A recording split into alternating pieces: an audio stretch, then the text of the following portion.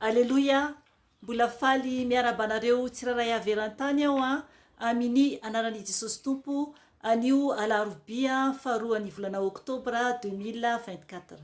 Ry ava-malala amin'ny tompo, anio aho dia hijoro avolombelona aminao ary koa ampitandrina anao zany ny amin'ny zavatra ho avy.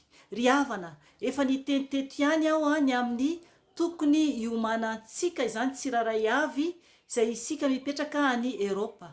Ry havana, efa roa taona lasa tany ho any angambany no nanambarako izany teto zany ato amin'ny ho avy Jesosy. Afaka ianao mijery ilay vidéo zany afaka tadiavinao zany anatin'ilay vidéo izay efa vita ato zany teo aloha moa zany Ry havana, ny zavatra iseho dia zava-doza no zavatra ho avy, zava-doza tompoko, ka tokony isika tena hoe hifohy izany. Ry havana, averiko indray raha any Eropa no misy anao dia miomana ianao hialan'ny Eropa, miomana ianao hialan'ny Eropa.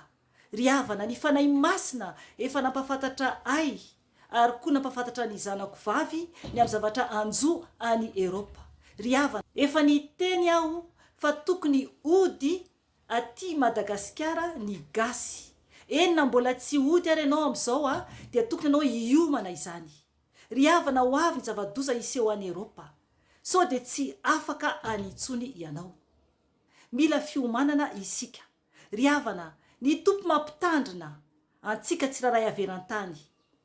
Engane tena hifohy ianao. Izay ray mety aminao na hiala ao Eropa ianao amin'izay tany andehananao, na mody aty Madagasikara ianao fa hipetraka koa any ambanivohitra.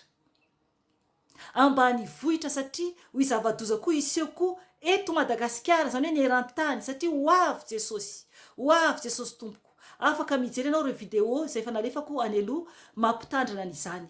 Ao ny vidéo izay nanambara ihany koa ny amin'ny tokony iomananao zany ny tokony ho ataonao. Ry havana, tiantsika ny tompo. Vao tamin'ny volana May lasa teo zany tamin'ny taona ity zany tamin'ny zoma 31 volana May zany no nampanofy ahy Jesosy. Efa divaraina moa izany. Tamin'io zoma 31 io zany volana May io dia nanofy aho hoe zako zany sy ny vadiko zany hitako, ny vadiko zany vazaha. Dia tao anatin'ny nofy nisy fanavakavahana tompoko. Tany Eropa io zany, tany ilay nofy. Dia nampafantarin'ny tompo zany fa ho avy ny fotoana amin'ny fanavakavahana ny mainty hoditra. Na inona lokonao, rehefa tsy vazaha ianao tompoko, dia ho avy ny fanenjehana sy ny fanavakavahana. Efa manomboka ane izany ihany zao. Ho anareo izay mipetraka dia fantatrareo tsara izany. Fantatrareo izany. Ao a Fransa efa manomboka. Ry havana, miverena tanindrazana. Ary koa raha tsy afaka ianao, na koa tsy afaka ianao, dia mandeha any amin'ny toerana hafa izay miala ny Eropa. Ho avy ny guerre, ho avy ny fanavakavahana, ho avy ny tsy azakanao any Eropa. Sao sanatria ka ohatra ny olona ao Liban, fa misy ny tavela any amin'izao tsika miteny izao. Rehefa midy ny frontière, rehefa tsy afaka andray avion itsony ianao, na andray bateau, dia tavela any amin'ny toerana any ianao, zava-doza ny anjoanao. Ry havana, mila mivavaka ho an'ireo olona ao Liban isika, satria zava-doza ny any amin'izao tsika miteny izao. Ry havana, oka ianao iaino ny teny fanahy masina, oka ianao iaino ny teny fanahy masina, fa mbola miantso anao Jesosy.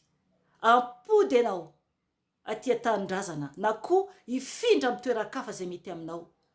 Fa raha ito tanindrazana dia mila ianao mankany ambanivohitra, mandeha ambanivohitra. Ry havana, tiantsika ny tompo, izy ane no ame lalana anao sy fahafana ho anao rehefa tena vonona ianao. Ry havana, tsy afaka maharitra ela aho eto amin'ny vidéo satria fa nambarako teto ihany fa mahereza tompoko, mahereza ny tompony ampiratra ny masom-pananao ka tena ampifoanao. Aoka hisaraka amin'izao tontolo izao, fa aoka tsy reare fa netritena eo ambany tana maherin' Jesosy. Zay tompoko ny anio, ka mahereza tompoko, voninahitra ao an'Andriamanitra irery ihany ary fiadanana ho an'ny olona izay kasitrahany irery ihany. Veloma tompoko. Amen.